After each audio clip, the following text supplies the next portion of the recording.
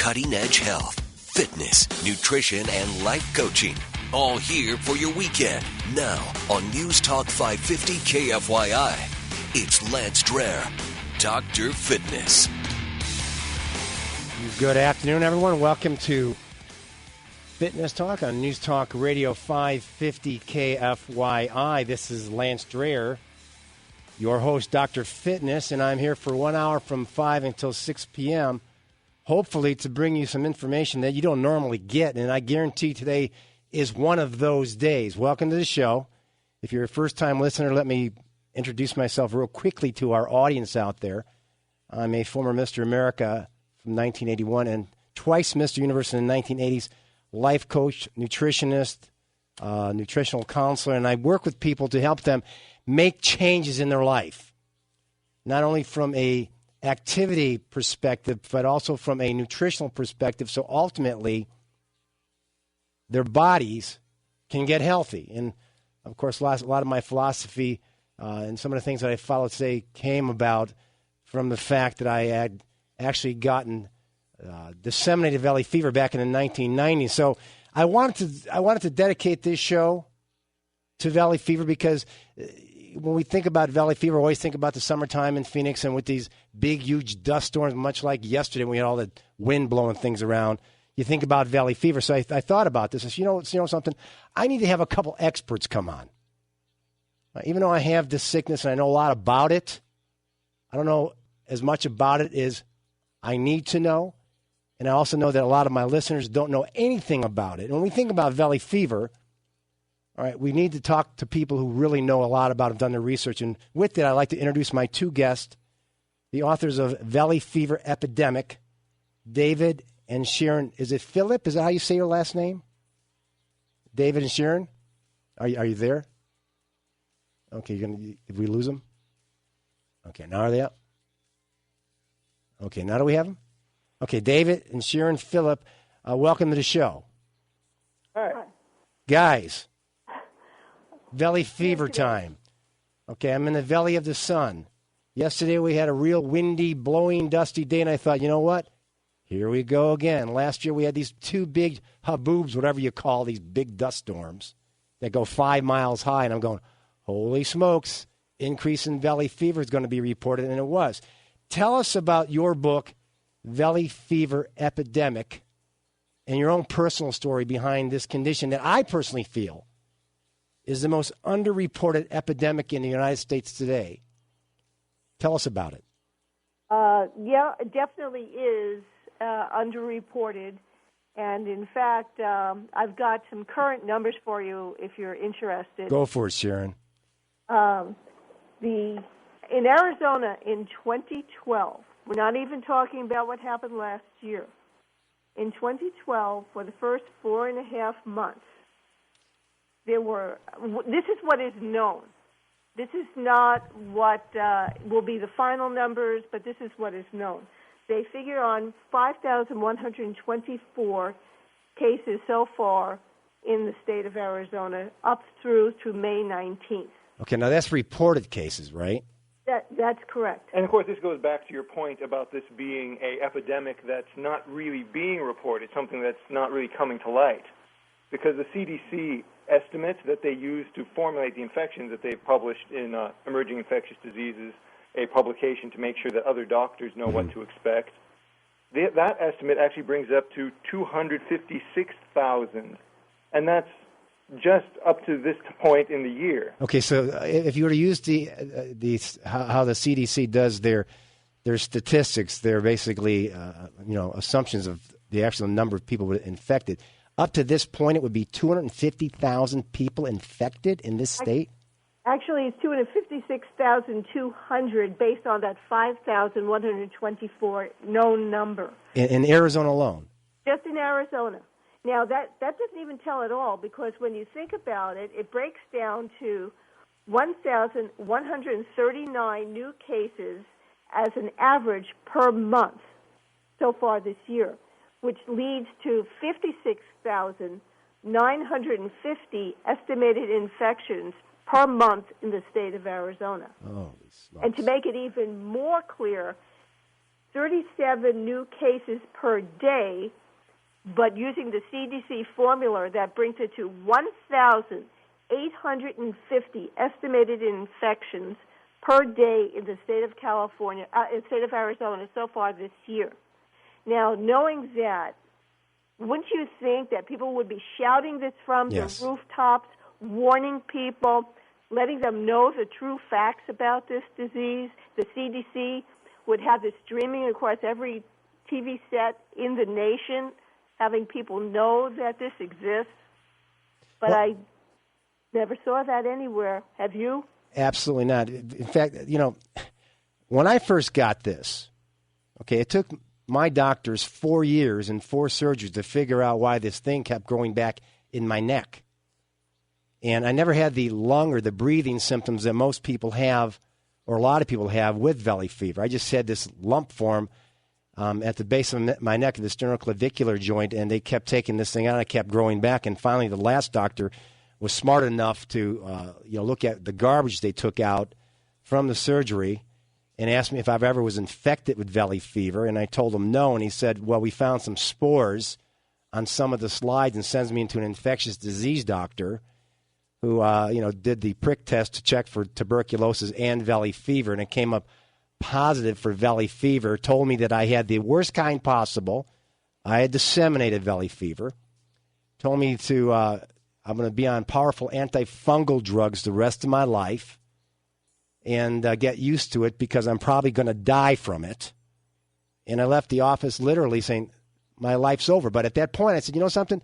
I can't believe this. And I started doing my own research, my own study, got back into nutrition, found out the possibility of maybe my diet was feeding the infection. So I changed my diet, stayed on the medication. 6 to 7 years I was on these powerful drugs, on diflucan, ketoconazole, itraconazole, a whole gamut of different valley fever drugs that normally you'll get, and got to the point where after a 2-year period of having a titer come back that was 1 to 2, 1 to 4, and my doctor finally said, these drugs are really working really well because we're looking at 1 to 2, 1 to 4 for 2 years now. That's really great. And when I told him I hadn't been on the drugs that long, he basically flipped the cork and told me that I can, if I want another opinion, I can see another doctor. And I said, calm down, doc. No. I don't need another opinion. I know what I have.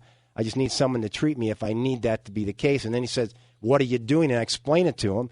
He says, that makes sense because when you look at candida, which is a fungus, this is the kind of diet that they put people that have candida on. And, realizing the fact that this disease will never go away, I continue to follow that diet, and I've been off these drugs for nearly about 11 or 12 years now. And, in fact, I just got my last titer back, but it was just 1 to 4. And in your case, Sharon, I want you to share with our audience how bad this disease is, even for people who don't have the outward symptoms after they were first actually just diagnosed with it, that this sickness doesn't go away just because your symptoms go away. Well, once you have it in your body, you have it for life. There is no cure.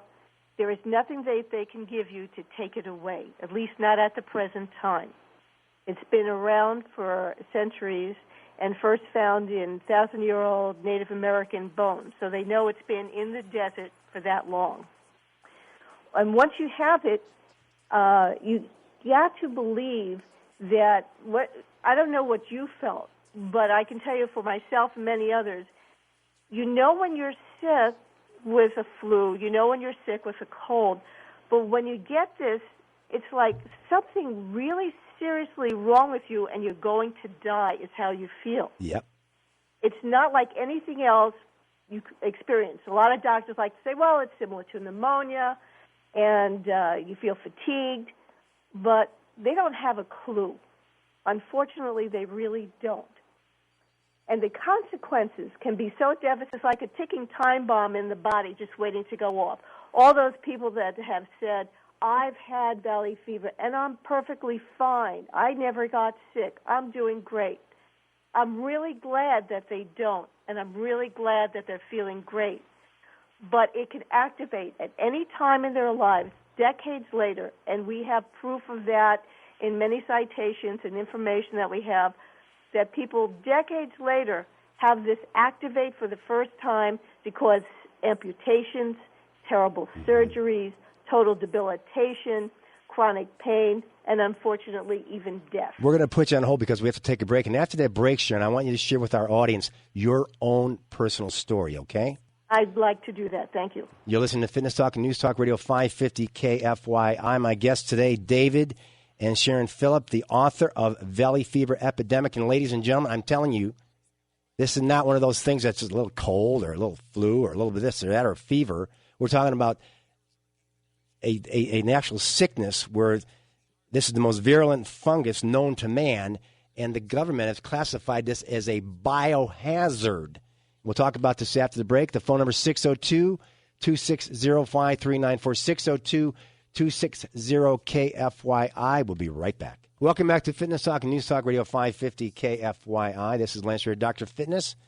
My guest today is David and Sharon Phillip, and we're talking about the Valley Fever Epidemic. And, of course, it's that time of year. We're going to start to find, higher cases of Valley Fever. And as David and Sharon were telling us before the break, the reported cases of Valley Fever so far this year are over 5,000. And that's setting a new record, isn't it? Yes, it is. Okay, because normally what we have, about that many reported in a whole year? So, well, actually, that's in the past. I'll walk that back just a little bit. I believe this is on pace with the record. Usually what happens is every year it either sets the new record or it ties for second place. We're a little bit less, I think, behind last year, but then again we had all of the windstorms, so that could be something to do with it. But still, the reporting is so high and so astronomical. Each and every year there's more and more. It's just a devastating problem. Okay, now before Sharon gets to her personal story, because I think our listeners need to hear this, because this infection is a lot worse than what it sounds like when you think of Valley Fever. Oh, I have a fever, it goes away. Respiratory goes away. Okay, but once you're infected with it, it never goes away. And for the government to call this a biohazard and consider it as a bioweapon, tell us a little bit more about that, David. Okay, well, the regulation where it became a bioweapon was in the Anti-Terrorism and Effective Death Penalty Act of 1996, and that was after the sarin gas bombing in the subways of Japan, and then later on after there was some bombings in the World Trade Center originally in the 1990s, that they decided, okay, we have to get serious about making some terrorist regulations. And they wanted things on the select agent list. This is an HHS list. People can go to selectagents.gov and they can read about some of the things on this list. You'll see Ebola, the flesh-eating bacteria. And this is just one step below Ebola, the highly infectious, I said flesh-eating, it's a hemorrhagic fever virus. But it's so famously deadly. This is just one step below at biosafety level 3. The only things on this list are the ones that are known to cause extreme danger for human life and for health. And then after 9/11, they realized we have to handle even more bioterrorism legislation for even more risk. So there was the Public Health Security and Bioterrorism Preparedness and Response Act of 2002. So we have two anti-terrorism laws that are specifically referring to this fungus as a biological weapon due to the select agent list. To Valley Fever. Valley fever, yes. And the reason why valley fever is so serious, even though this is something that naturally grows in the soil, it is the most virulent fungus known to man. It replicates at such a fast rate that is what causes the danger. Even the healthiest of immune systems can't necessarily keep up with this. Even though there have been people who have recovered and there are people who feel like they're doing well, the problem is always there because it just destroys so much that's in its way, and it can keep coming back. Now, one of the fundamental issues with this is that it goes all the way back to World War II when they found out about this. Certainly there's an immune component. They've wanted to have the vaccine for years, and that's why they want to work on it. But what happened is at World War II, they sent a bunch of guys into the desert training for the Army Air Corps. They wanted to have the right machines to be able to work with fighting in the air, and they needed the right weather to do that. But all of a sudden, a lot of the people became sick. People had known about valley fever before from the Dust Bowl, but they didn't really quite realize the extent of the problem when the Army Air Corps came in. And then what would happen is that they would bring prisoners into the area. They figured that Arizona is pretty far away from the front line. So what ended up happening is that captured Nazis started getting sick. There was a U-boat captain who died. And in Florence, Arizona, they were at the hospital there. There was such a severe problem that Nazi Germany invoked the Geneva Convention because they felt that the valley fever infections going on there were just too severe and too problematic to be allowed for the humane treatment of prisoners. Holy cripes. And, of course, with Nazi Germany talking about the treatment of prisoners, then, if they worry about that, you can see it's pretty serious. But not only were our troops training there, but people live in these areas. And now, as it goes on, and there are so many more people breathing in, they're infected. They might not notice at first, but it can activate at virtually any time. Then that's when the problem really got worse and worse. More and more people are coming in. And as a biological weapon being regulated into anti-terrorism laws, people don't realize that's what's in the air. It can be compared to anthrax due to the size of the spore and some of the state of, the anthrax with the size of the spore, that imagine during the attacks when anthrax was used in Washington, D.C., in the Capitol building. They had all kinds of materials that they were pumping through the ventilation system in an attempt to kill off any spore. And certainly they would have cleared out the place if there had been a valley fever attack in the Capitol building after 9/11. But the problem is that there really isn't anything they can do to just kill the spores with airborne materials or anything like that. They would just have to give people the antifungal medication. Because there's no vaccination for this infection. That's right. Period. In California, the California Valley Fever Vaccine Project, the Valley Fever Americas Foundation, they have been trying to gather funding and organizing the groups that are working on vaccines. Currently, both of those groups happen to have some grants that they are working at a pace. But in order to get at the fastest pace you would want to be able to really help people, they need a lot more funding. There needs to be a lot more research. And as it turns out, California, who had been doing some of the funding for some of the work at $1 million yearly funding for a while, that is now out. That is gone. So with their budgetary problems, they just decided that was one of the things that they had to cut. In Arizona, where it happens to be usually twice as bad as California, if not more, there really hasn't been any funding at all for the vaccine and cure projects. And there's no way to protect yourself from this stuff. You can put a mask over your face. The spores are small enough to go through that too, right? You breathe it in, yeah. In fact, the N95 mask that had been previously suggested by some labs to use is not actually effective unless it's used as a miner's mask, because there are too many ways that the spores could just go around the sides of a poorly fitted paper N95. A miner's mask is a very unusual thing to wear if you're going to be walking around for just getting groceries or something like that. And, of course, when a person's infected by it, they don't necessarily have to have it disseminated, just like Sharon has and I have had this sickness. It can just be in their system, and at some time down the road, it becomes active. Is that correct? That's right. That's one of the strange things about the disease, is that even though this can be so severe in so many people and cause so many problems, there are also people who will have it, and they will not necessarily even know that they are carrying it. It may not cause a problem for them for their entire lives. But if it does, they certainly need to know what to look out for. A part of the reason why I've been working with ValleyFeverSurvivor.com as co-founder with my mother, Sharon, as well as writing the book Valley Fever Epidemic, is that people need to do what you did, to take charge from beginning to end, to know that the doctors themselves do not have the necessary medical education. There is a much greater knowledge among biological warfare experts than there is among the medical doctors who treat valley fever. And sometimes you'll see in the medical journals, they'll say that people should be looking out to find out.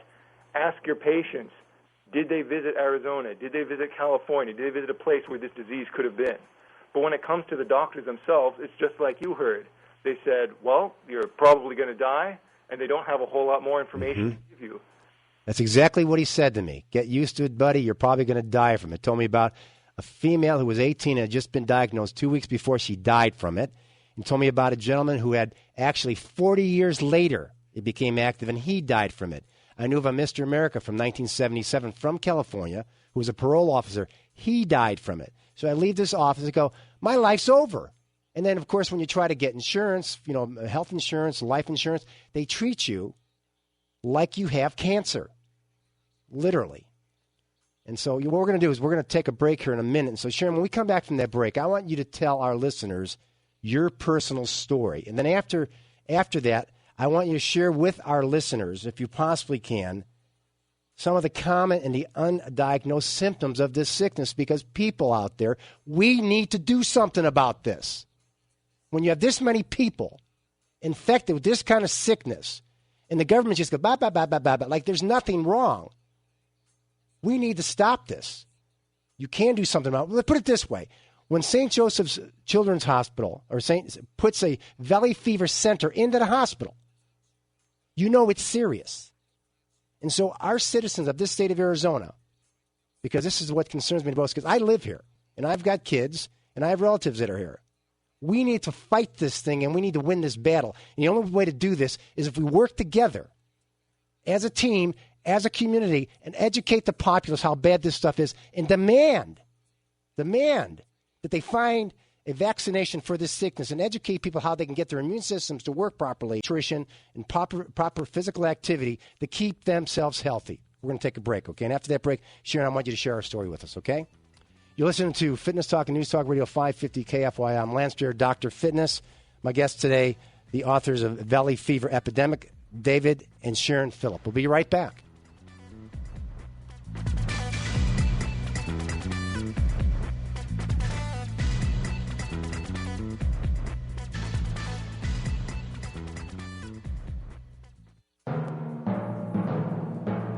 Dependable and trustworthy.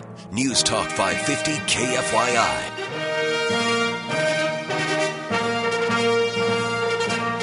Welcome back to the show. You're listening to Fitness Talk and News Talk Radio 550 KFYI. This is Lance Dreher, Dr. Fitness. We're going to give the phone number out. The phone number is 602-260-5394, 602-260-KFYI. And my guest today is the authors of the book Valley Fever Epidemic, David and Sharon Phillip. Now, before we go to Sharon's personal story, David, where can people find this book? They can go online. They can go to valleyfeverepidemic.com, where they'll also see some reviews and some more information about the book, because really taking charge of what it is that you can do to protect your own life and your own health is the best way to go. You can also get it at other online retailers, or you can even order it from a library if you have Valley Fever and you're low on funds. But it really is important for everyone who have Valley Fever to understand that there's a flip side to the conversation we had before. There are some people who are going to have symptoms that aren't life-threatening, like rheumatism. They're going to perhaps just have severe coughing. They're going to have all kinds of things that are going on, headaches, weakness, pains. And what's going to happen is that doctors will say, oh, Valley Fever, it's no big deal. They're going to ignore it sometimes, just as some doctors take it perhaps as seriously as yours did and then didn't think about going further in how to protect you. There are other doctors who just don't understand it, who don't have the medical education necessary to be able to deal with it. So that's why people themselves, they could go to valleyfeversurvivor.com, our website for our organization. They can read Valley Fever Epidemic, the book. But it's so important that you are the one in control, not the doctor, not somebody's opinion on a health website that maybe says something that, oh, you'll get over it in 2 weeks. You have to be the one in charge. Absolutely. Sharon, share your story with our listeners, please. Okay. When I was in Arizona, my other son was going to school. Now, when was this? Back in 2001. Okay. And I, in fact, before he went to get his PhD, I decided that I would check everything there is to know about Arizona. And interestingly, I never heard or saw the words written anywhere about Valley Fever. They talk about snakes, they talk about scorpions, they talk about the heat, they talk about the sandstorms, but no one ever mentioned Valley Fever on any website anywhere. And so it was rather shocking when I came down with it, not knowing that this even existed, which is the case for probably 99% of people that come down to Arizona that never heard of it, and probably at least 75 or 80% of people that live in Arizona do not know about it, or they have a misconception of what it is, because what is told to the public is totally different than what the doctors talk among themselves. And it's apparent in all the medical literature that Dave has researched over the past 10 years. So getting back to my story, I came home. It was around 9/11. It was a terrible time in the history of the United States for many families, and it was a very depressing and upsetting time. And when I came home, I knew that there were some things to take care of. Of course, up in the Northwest, you do have a lot of rain coming your way, so we wanted to take care of things outdoors. And I was fine for about a week, and then suddenly, I call it falling off the cliff. I was perfectly well one day and very sick the next. Once I got sick, I was feeling like something is desperately wrong. I have no idea what this is, but it's nothing like I've ever felt before. I'm not the type of person who likes to go to doctors very often, so I really was trying not to, but I had no choice. It was either die or see a doctor, is how I felt. And so when I went to the doctor, they thought I had the worst case of pneumonia that they've ever seen, typical of what most doctors would say when they are unaware of valley fever. Everybody usually gets that treatment of, oh, you have a bad case of pneumonia, therefore we'll give you antibiotics. Antibiotics are the worst thing possible that you could give somebody who has valley fever. When you have antibiotics, it kills off both good bacteria and bad bacteria, which gives valley fever, cocci, short for coccidioitis SP. The disease is called coccidioidomycosis. So cocci has a chance to spread because it has lots of room from all the good bacteria and bad bacteria that has been killed off. No competition. No competition. You got it. So once there's no competition, it can spread rapidly. And so I was given antibiotics, and I constantly kept getting worse and worse. And I went back to the doctor. The doctor suggested I go into the hospital. And I was, fortunately for me, smart enough to say, no, if I'm going to die, I'm going to do it at home. And he said, well, at least go have a bronchoscopy, which would be in and out in the same day. So I decided to do that. If I had gone to the hospital and was pumped with IV antibiotics, I would not be here today to talk to you, because it would have overwhelmed my system to the point where I definitely would have been dead. My titer was a 1 to 64. That means it took 64 times to dilute it before the antibodies didn't show up that I had the disease. And having a titer does not, having antibodies, not like in some infections when you have antibodies help fight a disease. In this, all it is it's like a red flare to tell you just how bad it is. And in all the time that I've had it, since 2001, I've only had one titer test. The doctors didn't even think to give me another titer test. So you haven't had one since then? Never have had one since. Oh, you got to be kidding me. Not only that, I was never put on any medication. And I really thought I was going to die because I did have a near-death experience. And when I went down, I did go back to Arizona one time to try to talk to the executive director of the Valley Fever Center for Excellence. And that's when I found out, actually, that one of the things I had was cocci meningitis. I would lay in bed. And valley fever of the brain. Right. I would lay in bed, and I would just have tears pouring down my face because my brain was pulsating, trying to come out of my skull, and without anywhere to go, it caused severe pain. And that was at the point of which I said, God, I don't want to be here if that's what I have to experience. I'm ready to die. And that's when I had my near-death experience. And I had an opportunity to decide whether I was going to live or die. And I said, well, I really don't want to die. What I really want is not to be in pain all the time, not to be suffering like this. And before I knew it, I was back in my body. And from that point on, I actually knew that I was left to live for a reason. And it was to help people with that valley fever. That's when we started the website, within another 6 months from then. And it all led to writing the book and getting help for people, starting support groups, and making lots of friends with lots of wonderful people that live in Arizona and California and Texas, and even some people that live in New Mexico.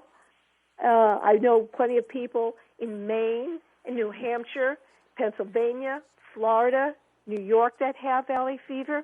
This is not a local problem. This is a national problem. And even further, it's an international problem because people from all around the world come to our websites. We've been visited by 150 countries and territories around the world. That's only happened. Well, as I told you, worldwide. As I told you guys when I first spoke to you, I have a friend of mine that from England who lived with us for about 4 years, and he has symptoms of disseminated valley fever in England. And I'm trying to convince him to convince his doctors. This has been going on for 6 or 7 years now, and they're basically giving the guy the death sentence. They said this is a genetic problem, and they basically did a spinal tap on him again last week. And I said, Andy, take the information I'm sending you. Make these people look at it. Have them run a titer. Okay, and anyhow, I mean, I'm going to get really upset about this stuff. I really am. We're going to go to the phones. Let's first go to Bernice, okay? Bernice, welcome to the show. Hi, Bernice. Hi. I have a question about CoQ10. When you're taking a statin drug, you should be on CoQ10, right? Same thing applies when you're taking any antifungal drug that you would use for valley fever. You should take coenzyme Q10 because it depletes it. It keeps your body from producing it.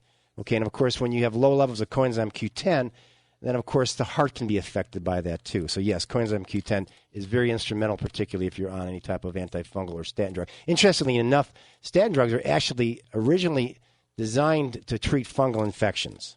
Really? So, yeah. Oh, wow. And how about wheat germ? Good or bad? No, I wouldn't. You don't need wheat germ. All right. You wouldn't? You would stay away from wheat germ? No, that's one of those old things from many, many years ago. It's vitamin E that's actually necessary. We're going to let you go. Okay, Bernice? Thank you. Have a great weekend. Going to take a break, and then after the break, David, I want you to share some of the symptoms with people. We have more people on hold, okay, that are basically not diagnosed.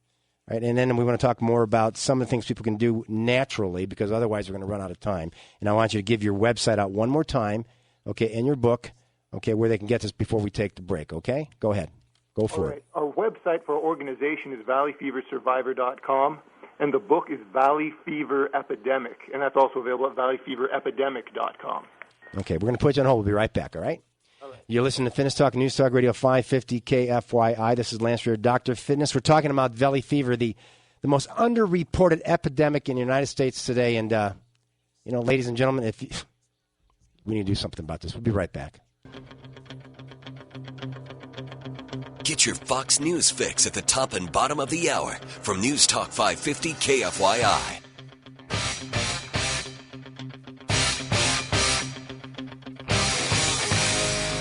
Welcome back to the show. You listen to Fitness Talk and News Talk Radio 550 KFYI. This is Lance Dreher, Dr. Fitness. Phone number 602-260-5394, 602-260-KFYI. And my guest, David and Sharon Phillip, the authors of Valley Fever Epidemic. You know, guys, when what's her name? Suzanne Summers came out and said they diagnosed her with, she had lung cancer, then turned around and it turned out to be valley fever. You think there would have been more press from that?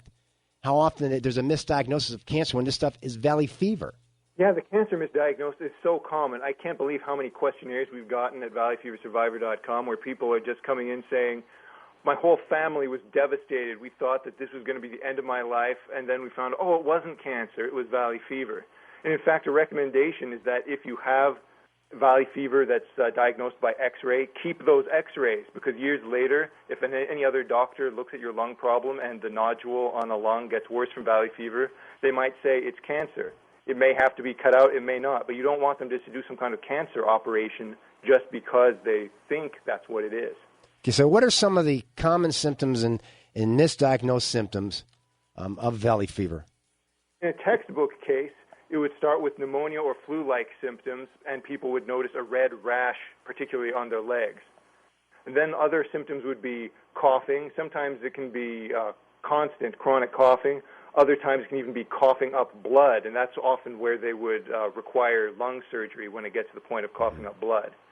Then there's also problems like pressure on the chest, night sweats that have been described as being like a sheet of water on the chest, headaches, nausea, loss of appetite, very non-specific things, but it can be any or all of these kinds of things with valley fever. Also, weight loss, burning sensation in some parts of the body, even pains in some parts of the body. When my mom was in the throes of the worst parts of her case, she reported it like a baseball bat having hit across several parts of her arm. Another important part that hits a lot of people with valley fever is malaise and chronic exhaustion. I have to wonder how many people with chronic fatigue syndrome actually have valley fever. Right. And then joint pain, joint swelling, it could be due to arthritis. Then there's also some problems with vision. Some of it can be due to the medication voriconazole, which is serious, but also valley fever eye problems are reported in the medical literature, but not very often reported in reviews that the doctors themselves would be reading in education. So back in the 1980s, there was a report that said people with valley fever should have their vision, their eyes checked by optometrists in order to protect their vision from all kinds of problems. Retinologists even, specifically, because of some of the problems. Even glaucoma that could be caused by valley fever is a serious problem. And in fact, that did happen to my mom several years after her original case, and just recently. So that's a serious problem, and people need to know about that. But especially for if they feel neck stiffness, or if for some reason there's a partial paralysis or a really long inability to focus and concentrate, some of these kinds of things could indicate meningitis. That's the swelling of the lining of the brain, like my mom had, and as you indicated, when it goes to the brain, that is dead serious, and that could be deadly. There aren't a lot of people who survive that without treatment. I don't know how my mom did, but I'm certainly glad she's here. It was quite a blessing that she's been able to survive and to keep on going. But seriously, that is the danger zone when people have head pain, partial paralysis, or neck stiffness like that. Okay, we're going to go to the phones. Let's go to Bill calling from Texas. Hi, Bill. Welcome to the show.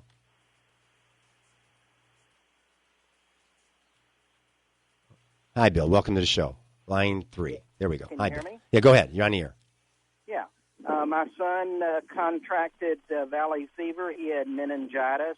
It took 2 weeks in the hospital before they could determine. They said it was cancer. They said it was the flu. And they did some blood work, and then the titers were all the way 1 to 64. And he's been on diflucan, 800 milligrams now for a year. He's doing well. He's going to grad school.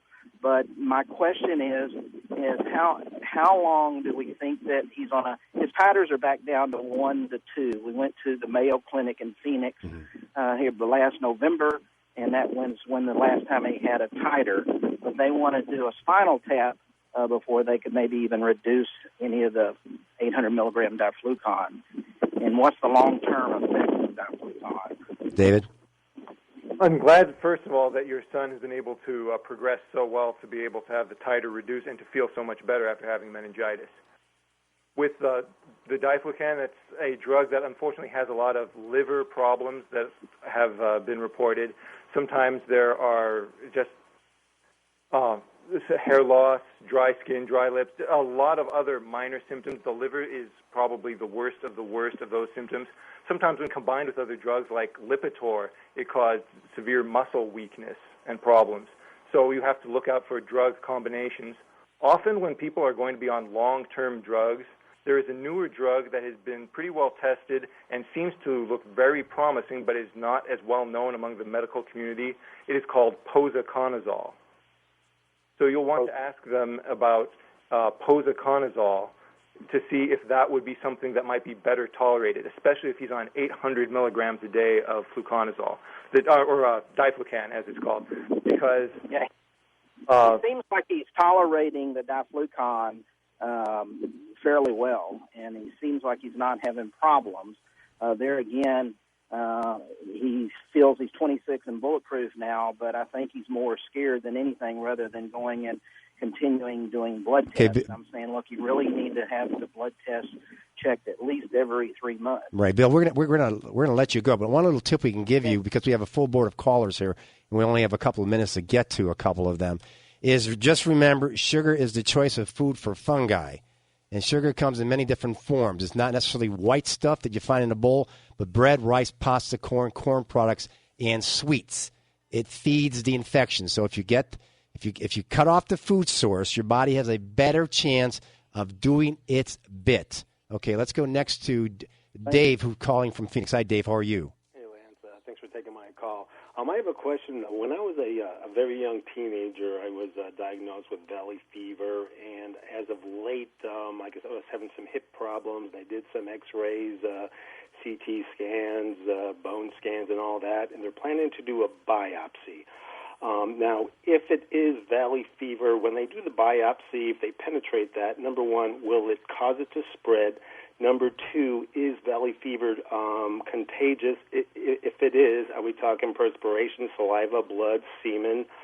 And what foods can be consumed to help, like Lance was saying, sweets will feed it. Well, what type of foods can be consumed to help try to kill it? Go ahead, guys. Okay. First, I'm glad that you're able to get a biopsy and that your doctors are on top of this. The biopsy is the most reliable method of diagnosing it. Another thing is that it is not contagious from person to person. So even though there have been some cases where people had thought of theoretical possibilities, none of that has panned out. So far, it looks good. Okay, we got to let you guys go. Okay, I'm going to give you your book. Its book title is Valley Fever Epidemic by David and Sharon Phillip. And David, give your website one more time, okay? Okay, my organization's website is valleyfeversurvivor.com. The book is available at Amazon, Barnes & Noble, and everywhere else.